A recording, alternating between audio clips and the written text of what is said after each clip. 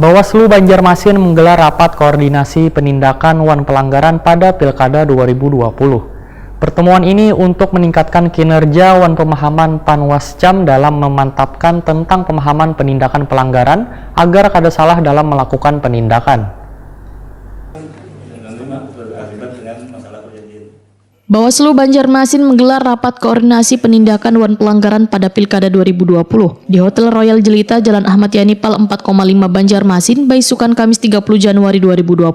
Kegiatan yang digelar matan tanggal 30 Januari sampai 1 Februari 2020 ini diikuti oleh Panwas Kecamatan se-Banjarmasin wan stafnya.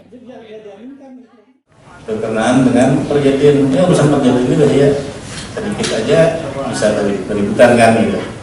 Jadi diharapkan Koordinasi Divisi Pengawasan wan Sosialisasi Bawaslu Banjarmasin, Rahmat Diansah Wahetakwani Prima TV di sela-sela kegiatan memadahkan bila pertemuan ini untuk meningkatkan kinerja wan pemahaman Panwascam dalam memantapkan tentang pemahaman penindakan pelanggaran agar kada salah dalam melakukan penindakan. Sehingga Panwascam yang ada di 5 kecamatan di Banjarmasin mendapatkan pengetahuan perihal kewenangan yang bisa dilakukan di lapangan wayah pelaksanaan Pilkada 2020.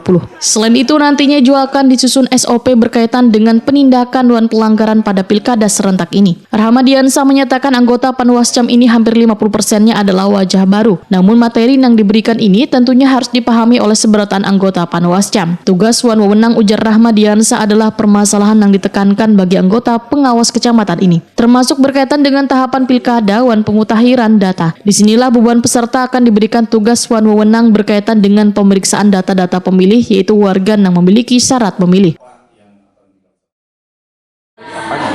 Tugas dan wewenang.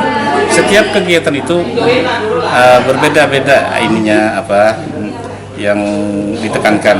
Juga berkenan dengan tahapan itu sendiri, tahapan pilkada. Nah ke depan ada nanti juga adalah tahapan pemutahiran data. Nah di situ salah satunya nanti kita akan memberikan tugas wewenang dan tersebut berkenaan dengan pemeriksaan dari data-data pemilih.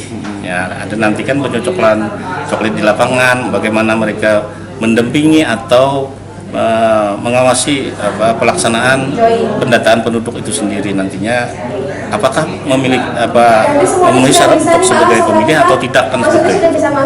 Yang rentan error yang harus diperhatikan betul-betul oleh Panwas. Sebenarnya di semua tahapan itu harus ada.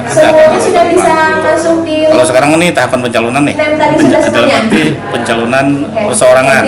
Artinya sekarang ini perseorangan sedang mengambil akun di KPU gitu kan. Nah kita sudah sampaikan kepada Panwascam agar mengetahui juga siapa yang mengambil akun tersebut, LO-nya siapa, sehingga bisa kita berkoordinasi berkenaan dengan pengisian itu nantinya.